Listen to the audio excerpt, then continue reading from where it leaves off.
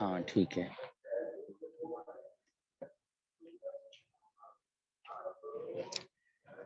بسم اللہ الرحمن الرحیم. سورہ بقرہ آیت نمبر 187 187.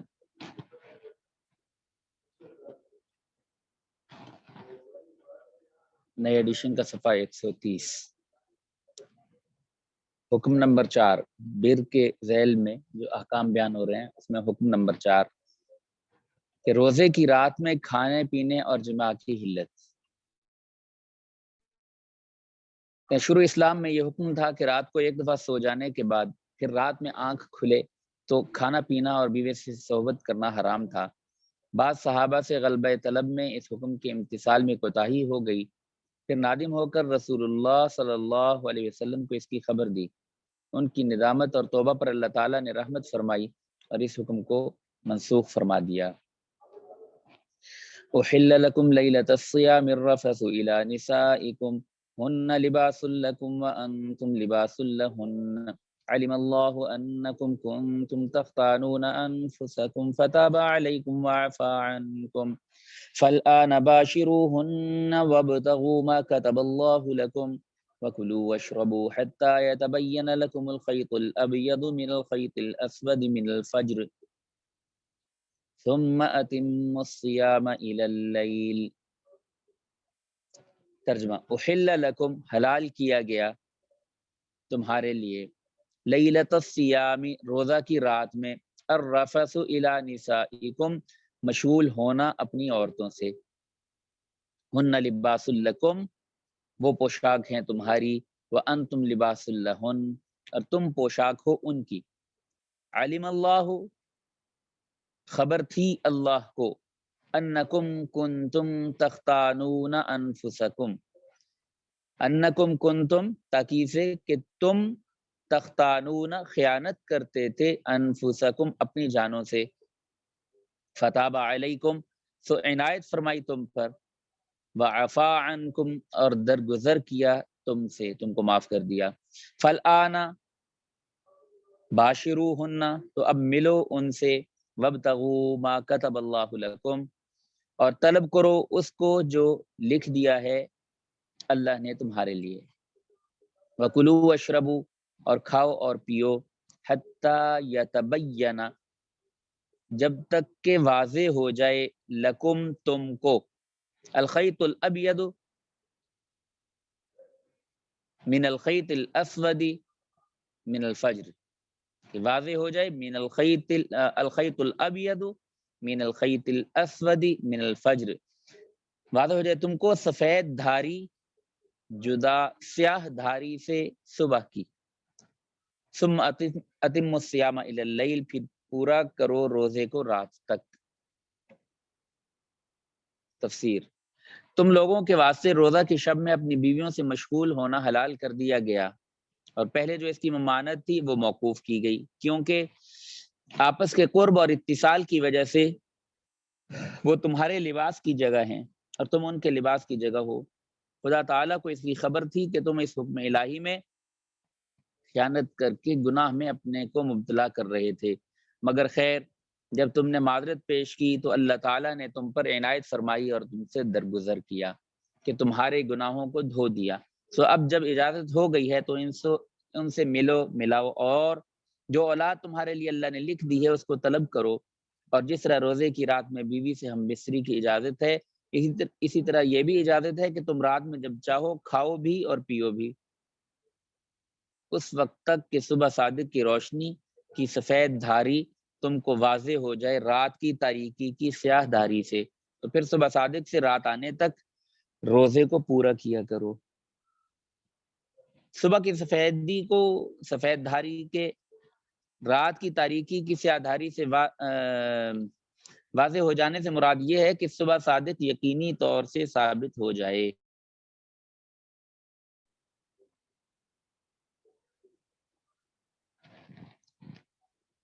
حکم نمبر 5 اعتکاف.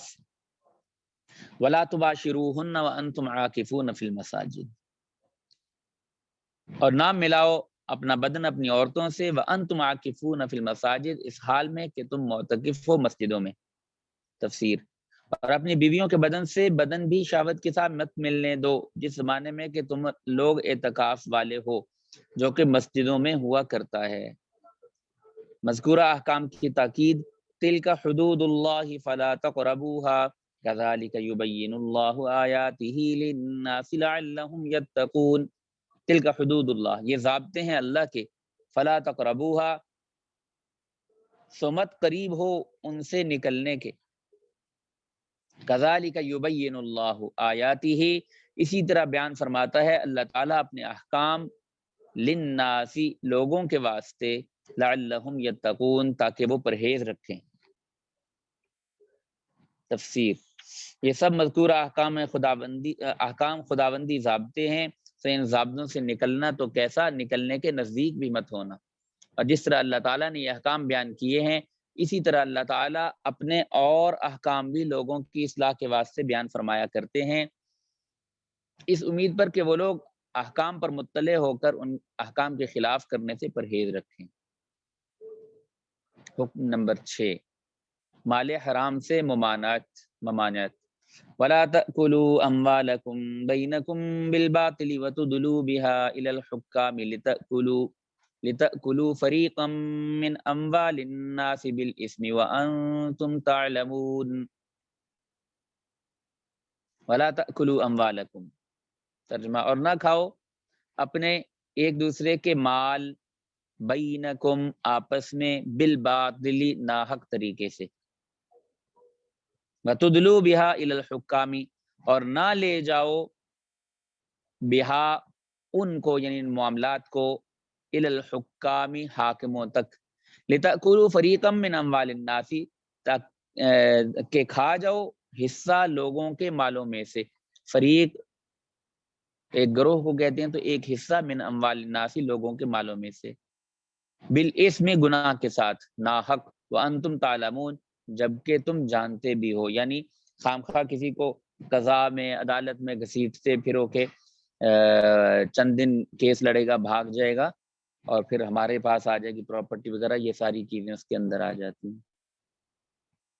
تفسیر، اور آپس میں ایک دوسرے کے مال ناحق مت کھاؤ، اور ان کے جھوٹے مقدمہ کو حکام کے یہاں اس غرض سے مت لے جاؤ کہ اس کے ذریعے سے لوگوں کے مالوں کا ایک حصہ گناہ یعنی ظلم کے طریقے سے کھا جاؤ، جبکہ تم کو اپنے جھوٹ اور ظلم کا علم بھی ہو۔ حکم نمبر 7، حج وغیرہ میں چاند کے حساب کا اعتبار۔ یسألونک عن الأہلہ قل ہی مواقیت للناس والحج۔ ترجمہ، یسألونک عن الأہلہ، پوچھتے ہیں تجھ سے چاندوں کی حالت کے بارے میں۔ ہلال چاند کو کہتے ہیں پہلی تاریخ کا، اہلہ اس کی جمع، یعنی چاند جو اپنی منزلیں طے کرتا ہے اور اس کی روشنی کم زیادہ ہوتی رہتی ہے، تو وہ اس کی جمع ہوگی اہلہ۔ تو چاند جو کم زیادہ ہوتا رہتا ہے اس کی منزلوں کے اعتبار سے، تو یسألونک عن الاہلہ، پوچھتے ہیں تجھ سے چاندوں کی حالت کے بارے میں، یعنی چاند تو ایک ہے، وہ حالت کو جمع بیان کیا، چاندوں کی حالت کے بارے میں۔ قل ہی مواقیت للناس والحج، کہہ دے کہ وہ مواقیت وقت جاننے کا ذریعہ ہیں، للناسی لوگوں کے واسطے، والحج اور حج کے واسطے۔ تفسیر، بعض لوگ آپ سے ان چاندوں کے ہر مہینہ گھٹنے بڑھنے کی حالت کی وجہ اور اس میں جو فائدہ ہے، اس فائدے کے بارے میں سوال کرتے ہیں۔ آپ فرما دیجئے کہ قرآن تو کتاب ہدایت ہے، اور چاند کے گھٹنے بڑھنے کی وجہ کا انسان کی ہدایت سے تعلق نہیں، اور چاند کے گھٹنے بڑھنے کی وجہ کا انسان کی ہدایت سے کوئی تعلق نہیں، اس لیے اس بات کو رہنے دو۔ البتہ اس کے فائدے سے تعلق ہے، اور فائدہ اس کا یہ ہے کہ وہ چاند اپنے اس گھٹنے اور بڑھنے کے اعتبار سے اوقات کی شناخت کے آلہ ہیں، لوگوں کے معاملات مثلا عدت اور مطالبہ حقوق کے لیے، اور بعض فرض عبادات مثلا حج اور زکوٰۃ اور روزہ وغیرہ کے لیے، نماز کے لیے بھی فجر اور عشاء کا اس سے تعلق ہو جاتا ہے۔ شمسی حساب سے عمل کرنے کے لیے ضروری ہے کہ ہر ایک کے پاس کیلنڈر ہو، یا آج کل کی طرح اس کا عام رواج ہو۔ جہاں اور جب یہ سہولت نہ ہو یا مثلا وہ لوگ جو ان پڑھ دیہاتی ہیں یا جنگلوں پہاڑوں میں رہنے والے ہیں، تو اس صورت میں ایام اور تاریخ کو پہچاننے کے لیے چاند کا حساب سب سے زیادہ سہل ہے اور اس تک عام رسائی ممکن ہے۔ چونکہ شریعت سب زمانوں، سب طرح کے حالات اور سب طبقات کے لیے ہے، اس لیے شریعت نے احکام و عبادات کا مدار بطور اصول و ضابطہ قمری حساب پر رکھا ہے۔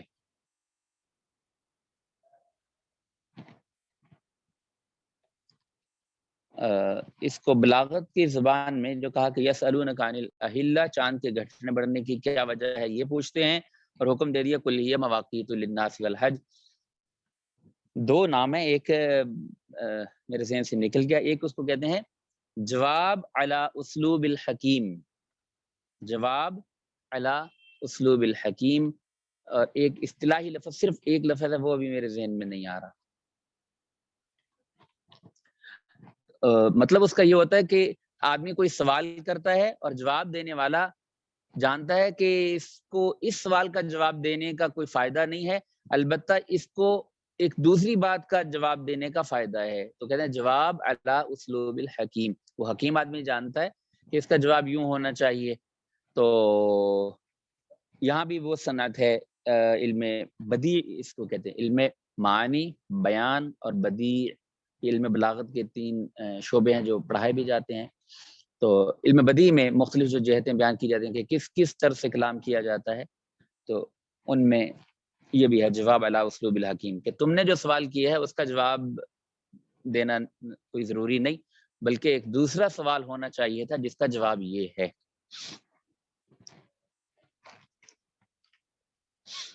حکم نمبر 8،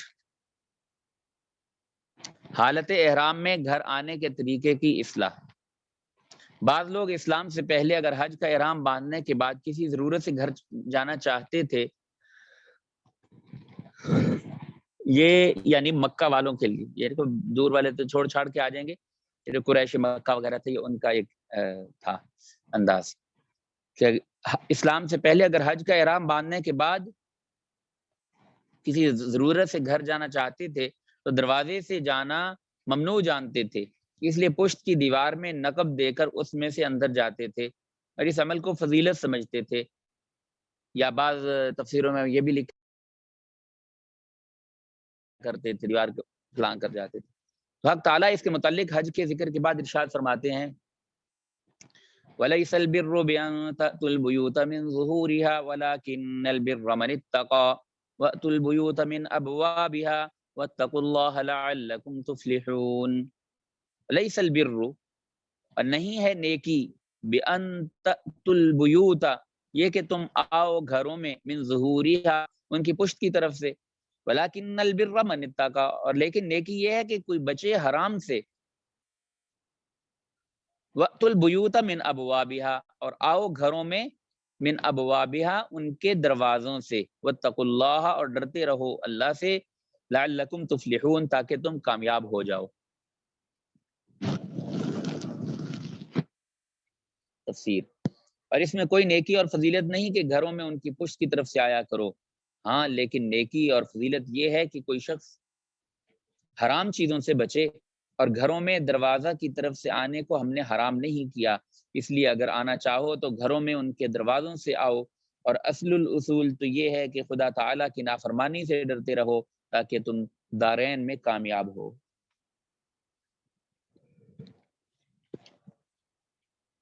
حکم نمبر 9، کفار کے ساتھ قتال۔ ذی سن 6 ہجری میں رسول اللہ صلی اللہ علیہ وسلم ادائے عمرہ کے قصد سے مکہ معظمہ کی تشریف لے چلے۔ اس وقت تک مکہ معظمہ مشرکین کے قبضے اور حکومت میں تھا۔ ان لوگوں نے حضور اکرم صلی اللہ علیہ وسلم اور آپ کے ہمراہیوں کو مکہ کے اندر نہ جانے دیا اور عمرہ رہ گیا۔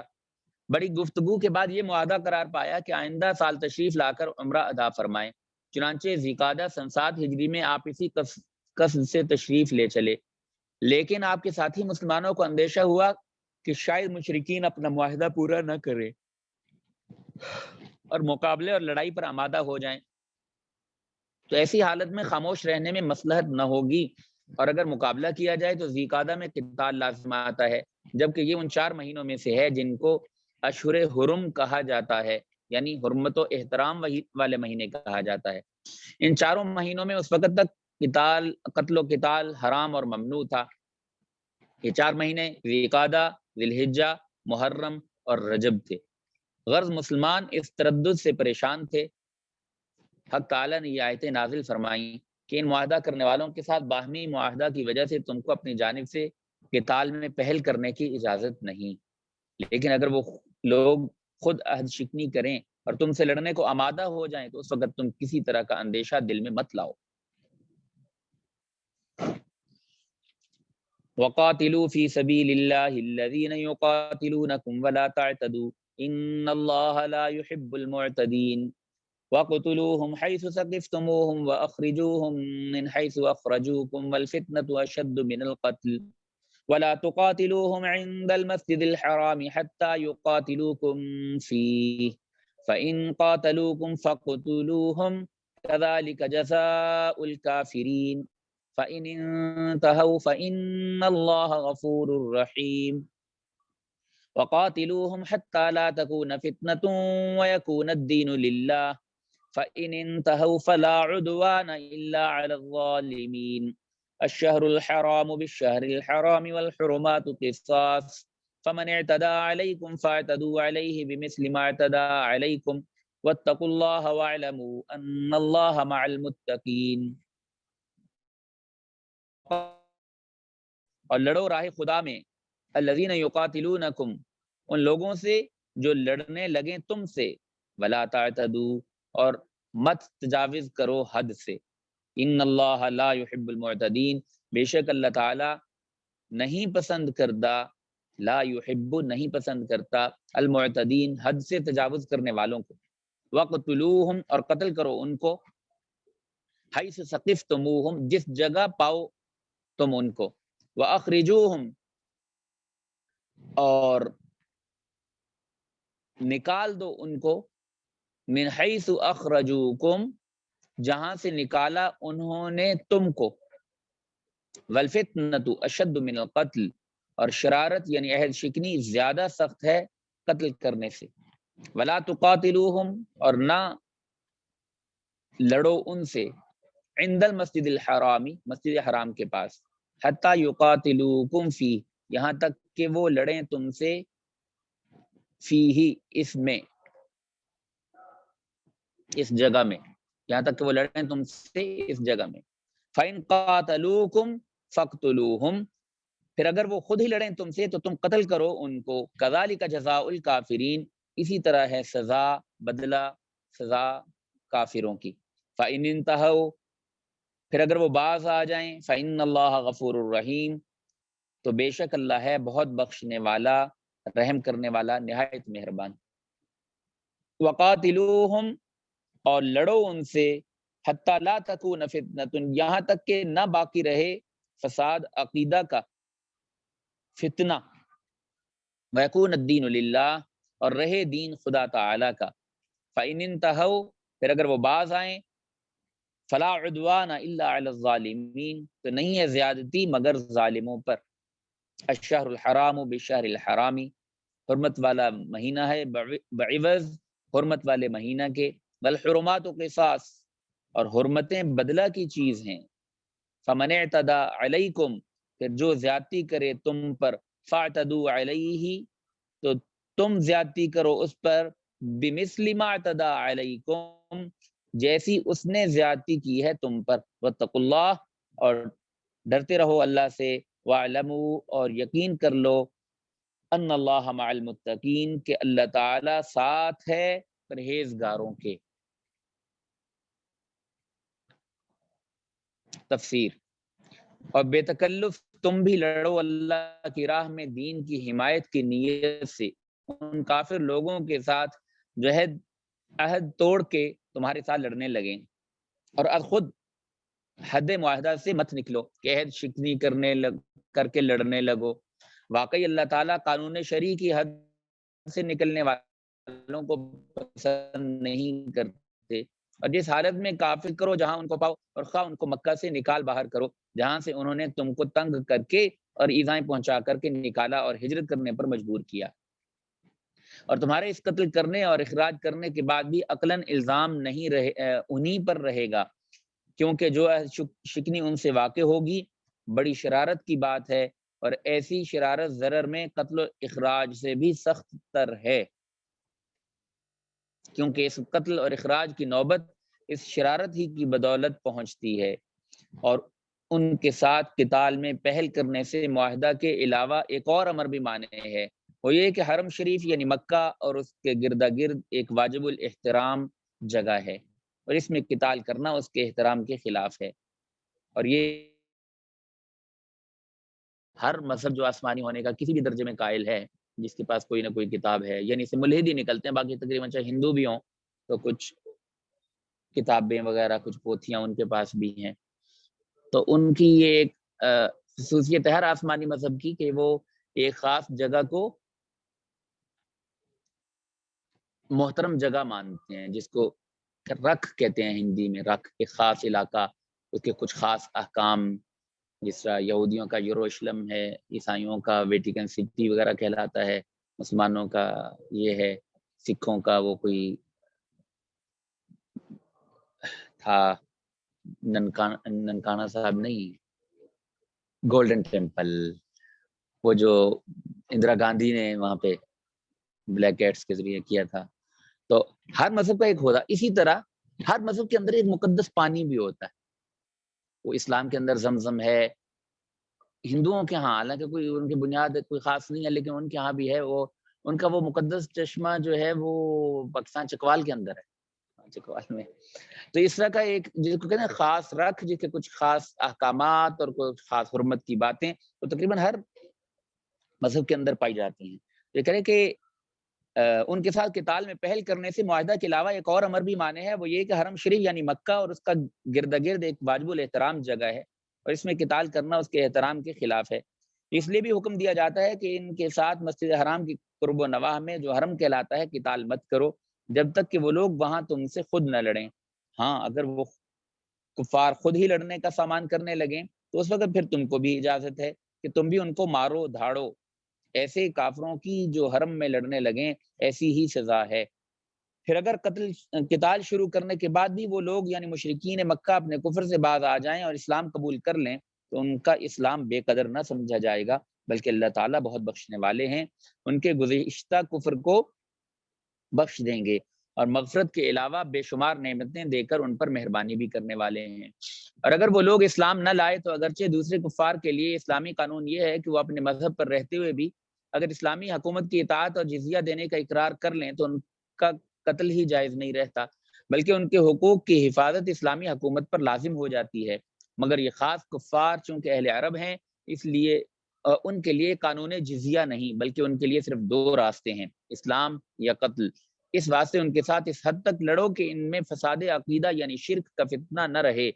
اور ان کا دین خالص اللہ ہی کا ہو جائے، اور کسی کے دین و مذہب کا خالصتاً اللہ کے لیے ہو جانا موقوف ہے قبول اسلام پر، تو حاصل یہ ہوا کہ مشرکین مکہ سے اس حد تک لڑو کہ وہ شرک چھوڑ کر اسلام اختیار کر لیں، اور اگر وہ لوگ کفر سے باز آ جائیں جس کا ذکر ابھی ہوا تو آخرت میں مغفرت و رحمت کے مستحق ہونے کے ساتھ دنیا میں ان کے لیے تم کو یہ قانون بتایا جاتا ہے کہ سزا کی سختی کسی پر نہیں ہوا کرتی سوائے بے انصافی کرنے والوں کے، جو براہ بے انصافی خدائی احسانات کو بھول کر کفر و شرک کرنے لگیں، اور جب یہ لوگ اسلام لے آئے تو بے انصاف نہ رہے، لہذا ان پر سزائے قتل کی سختی نہ رہی، اور مسلمانوں تم کو جو یہ خیال ہے کہ کفار مکہ اگر اپنے عہد پر قائم نہ رہے تو حرمت والے مہینے یعنی ذی قعدہ میں ان سے لڑنا پڑے گا، تو اس سے بھی بے فکر رہو، کیونکہ حرمت والا مہینہ تم کو قتال کفار سے مانے ہو سکتا ہے بعوض اس کے کہ اس حرمت والے مہینہ کے سبب وہ بھی تم سے قتال نہ کریں،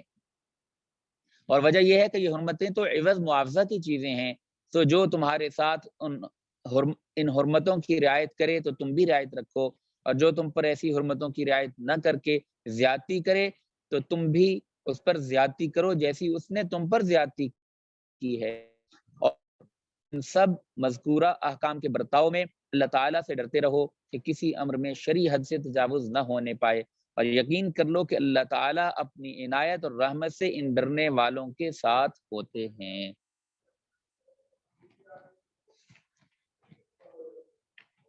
آج کل کا ذہن ایسا بن گیا عجیب سا کہ ایک جہاد، کئی چیزیں ہیں لیکن عیسائی سے متعلق 2 چیزیں، ایک جہاد اور دوسرا جزیہ.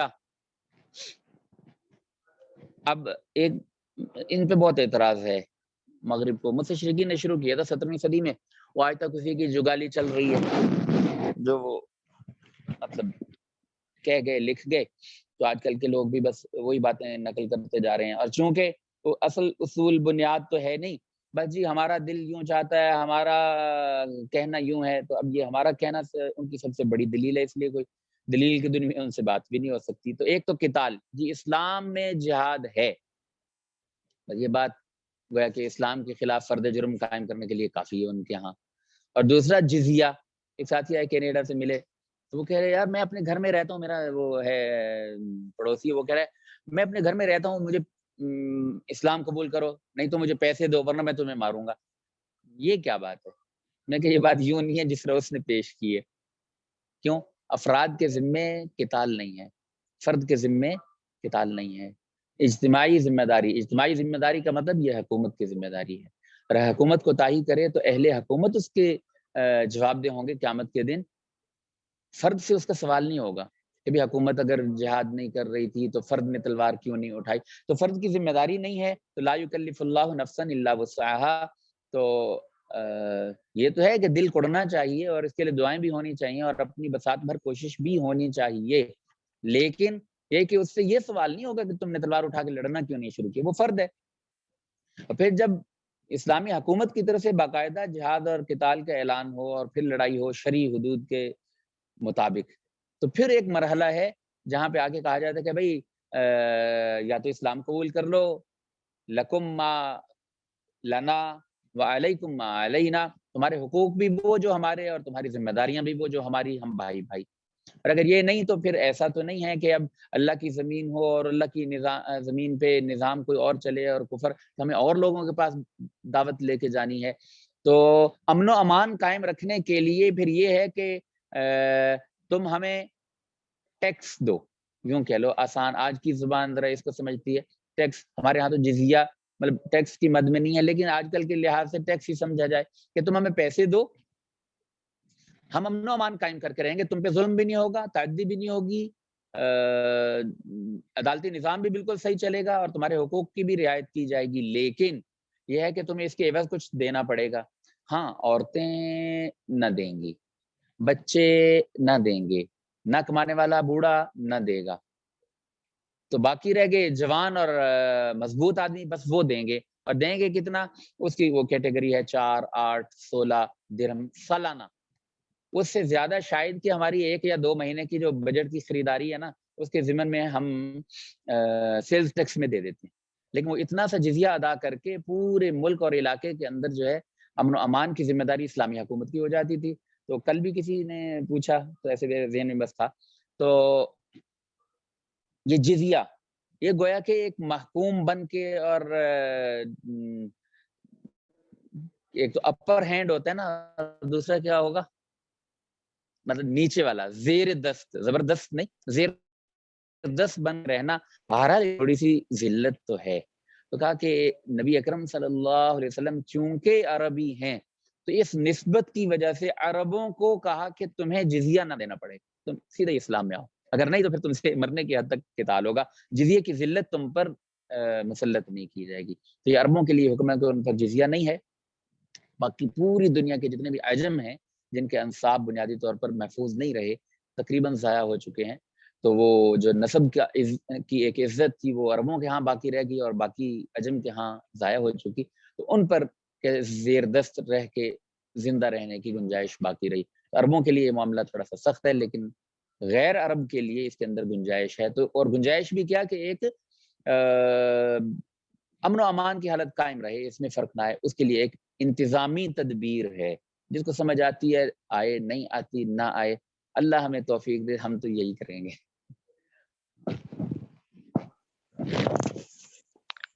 السلام علیکم. وعلیکم السلام. حضرت آج کل یہ المحند اور المفند کا مسئلہ چل رہا ہے، یہ کیا چیز؟ اتنے فیکٹروں کی ریٹرن ڈال دی جو اس سے غلط مال گیا تھا تاکہ اسٹاک بھی خراب نہ ہو اور پارٹی کے لیجر میں بھی نہ آئے. آواز میں وہ ایکو زیادہ ہے کیا؟ سن صاف نہیں رہا. حضرت عرض کیا کہ آج کل جو یہ مسئلہ اٹھا ہے المفند اور المہند کا، یہ کیا مسئلہ ہے؟ کہہ رہے ہیں المہند المفند کا آج کل وہ کوئی یوٹیوب پہ مسئلہ چل رہا ہے، اور یہ کیا مسئلہ ہے؟ مسئلہ یہ ہے کہ کوئی مسئلہ نہیں ہے، یہ مسئلہ یعنی کوئی علمی تو ہے نہیں، یہ ایک وقتی فتنہ ہے جو خود ہی بیٹھ بھی جائے گا، ختم بھی ہو جائے گا. تو ہم نے ایک جماعت المسلمین ہے کراچی کی جو کہتے ہیں ہم ہی مسلمان ہیں باقی سارے کافر ہیں، تو ہم نے اپنے استاد جی سے کہا استاد جی آج جمعرات جمعہ چھٹی ہے، یہ انہوں نے نئی کتاب چھاپی ہے، ہم تیاری کر کے تو ان سے ذرا جا کے بحث مناظرہ کرتے ہیں. کسی زمانے میں مناظر بھی رہا، مناظرے کرتا رہا، تو وہ رگ باقی تھی. تو ہم نے استاد جی سے چشتی صاحب سے کہا کہ جی ہم جا کے بحث مناظرہ کریں. تو استاد جی سنتے رہے بات پوری، ہم نے بات پوری کی، پھر آج چلے جائیں. تو استاد جی فرمانے لگے چھوڑو یہ میدان، کوئی دوسروں کے لیے چھوڑ دو، تم کوئی علمی کام کرو کرنے کا. بس وہ استاد جی کا ایک جملہ تھا. اس کے بعد نا وہ روحانی تصرف بھی ہوتا ہے بزرگوں کا، اس کے بعد کبھی ان چیزوں کی یعنی جو تھی نا ایک تڑپ یا بحثیں کریں مناظرہ کریں، وہ بالکل ہی ختم ہو گئی. اب جی نہیں چاہتا. تو اب یہ ایک ہے مرزا جہلمی، جی نہ سر نہ پیر، وہ سیدھے لفظوں میں کہوں کہ تو بکواس کا لفظ بہت چھوٹا ہے، جتنا کچھ وہ بولتا ہے تو کرتا رہتا ہے. بہت ہی صحابہ تک نہیں چھوڑا اس نے، تو اب اور کون رہے گا؟ ہم میں آپ تو چھوڑو نا، ہمارے اکابرین کو بھی چھوڑو، صحابہ تک کو نہیں بخشتا. گندی باتیں، بے ادبی توہین کرتا ہے. تو وہ پھر اسی موضوع پہ چلتے چلتے وہ جس طرح سبھی فرقے والوں کو یا سبھی باقی جو دیگر مکتب فکر ہیں، اسکول آف تھاٹ جو ہیں اندر ہی اندر ہوتے ہیں، وہ فرقہ نہیں ہوتا. فرقہ عقیدے کے اختلاف سے ہوتا ہے. عقیدہ تو ایک ہے حنفی شافی مالکی حنبلی کا، لیکن اسکول آف تھاٹ اس کو وہ کہتے تھے ہمارے استاد علامہ خالد محمود صاحب، یہ سکولی اختلاف ہے، اسکول آف تھاٹ ہے. ہم اس کو یوں سمجھیں گے، ہم اس کو یوں سمجھیں گے مجتہدین کے اصولوں کے تحت. تو وہ ان کو بھی نہیں چھوڑتا. تو اس میں ہوتے ہوتے پھر خاص طور پہ چونکہ بر صغیر پاک و ہند میں دین کی نمایاں خدمت علماء دیوبند سے اللہ نے لی ہے، تو جس کو کہتے ہیں نا کہ عربی میں خالف تعرف، بھی جہاں عام رو کے مطابق لوگ چل رہے ہوں اس کے خلاف چلو، خود ہی پہچانے جاؤ گے. تو جو بھی باطل فرقہ اٹھتا ہے اس کی ضروریات میں سے ہے بقا کے لیے کہ وہ علماء دیوبند کے خلاف باتیں کرے. کیوں؟ یہاں پہ دین کو باقی رکھنے والوں میں نمایاں محنت ہے ہی ان کی. تو میں وہی کام کیا. پھر ایک مسئلہ اٹھا تھا، اب اس کی تفصیل میں جانا نہیں چاہ رہا. تو اس پہ ایک کتاب لکھی تھی احمد رضا خان بریلوی صاحب نے کہ حرمین کے علماء نے کافر کہہ دیا علماء دیوبند کو، اور تھا وہ سارا تزویر اور جھوٹ کا کہ قادیانیوں کا ایک فرقہ ہے دیوبندیہ. یہ اس نے لکھا ہے کہ من القادیانیہ دیوبندیین، کہ قادیانیوں کا ایک فرقہ ہے جس کو دیوبندی کہتے ہیں. تو کہہ کے الٹی سیدھی باتیں کہہ کے کفر کا فتویٰ لے آیا. ان دنوں ہر مدنی رحمۃ اللہ علیہ زندہ تھے. ہر مدنی نے ان مسجد نبوی میں درس دیتے تھے. جن سے وہ دستخط لے گیا تھا لا علمی میں، تو ان سے دوستی تھی حضرت کی. تو حضرت نے کہا یہ تم نے کیا کیا؟ وہ تو جا کے انہوں نے کہا یہ ہم سے کیا ہو گیا. تو پھر انہوں نے کہا کہ یہ سوالات ہیں کچھ، ان کے جوابات دے کے بات واضح کرو. تو 27 سوالات بھیجے تھے انہوں نے حرمین کے علماء نے یہاں ہندوستان. تو اس وقت حضرت گنگوہی رحمۃ اللہ علیہ وفات پا چکے تھے، حضرت نانوتوی رحمۃ اللہ علیہ وفات پا چکے تھے. ان دو حضرات پہ بھی کفر کا فتویٰ لگایا تھا پہلے والے فتوے میں احمد رضا خان بریلوی نے. دو حضرات زندہ تھے، حضرت تھانوی رحمۃ اللہ علیہ اور حضرت سہارنپوری رحمۃ اللہ علیہ، مولانا خلیل احمد سہارنپوری رحمۃ اللہ علیہ. تو اس کا جواب لکھا مولانا خلیل احمد سہارنپوری رحمۃ اللہ علیہ نے. تو وہ 27 سوالات تھے، اس کا موضوع محدود تھا. مطلب وہ باتیں جو احمد رضا صاحب نے غلط منسوب کر کے اور جھوٹ کہہ کے تو کفر کا فتویٰ لگا دیا تھا، ان کو واضح کرنے کے لیے، صاف کرنے کے لیے اس سے متعلقہ جو شکیں تھیں 27 سوال دیے. تو اس کو یہ تو نہیں کہا جا سکتا کہ یہ ہمارے عقائد کا نصاب تھا، یہ کہنا تو غلط ہے، لیکن یہ ہمارے عقائد کے نصاب کا ایک حصہ ضرور تھا. تو نمائندگی کے طور پر کہ ہاں یہ ہم ان معاملات میں یہ بات کہتے ہیں. مثلا ہم سلاسل اربع جو ہیں حنفی شافی مالکی حنبلی ان کو کیا کہتے ہیں؟ ٹھیک کہتے ہیں. اچھا کوئی نبوت کا دعویٰ کرے اس کو کیا کہتے ہیں؟ اس کو کافر کہتے ہیں. اچھا صوفیاء کے سلاسل جو ہیں چشتیہ سہروردیہ قادریہ نقشبندیہ ان کو کیا کہتے ہیں؟ ہم ان کے قائل ہیں. ان اوراد و وظائف کو ہم جائز کہتے ہیں ناجائز کہتے ہیں؟ اس طرح کے سوالات تھے جو ہمارے ان موضوعات پہ ہماری نمائندگی کرتے تھے. تو یہ بات تھی. تو اس کو عقائد کا مکمل نصاب تو نہیں کہا جا سکتا، لیکن اس نے اب چھیڑخانی شروع کی تھی جو مجھے تھوڑی بہت معلومات ہیں. تو وہ ہمارے کراچی کے ایک مفتی صاحب ہیں، وہ بھی یوٹیوبر مفتی صاحب ہیں، تو جواب دینے پہنچ گئے. تو یہ ہے معاملے کی نوعیت. لیکن یہ سب جو ہیں وہ وقتی فتنے ہیں، یہ سب ختم ہو جائیں گے. ان کو زیادہ دھیان نہ دینا چاہیے. ہمارے استاد جی کی تو یعنی کہتے نا کہ یہی ترتیب تھی، تجویز یہی تھی. ٹھیک ہے. السلام علیکم. وعلیکم السلام.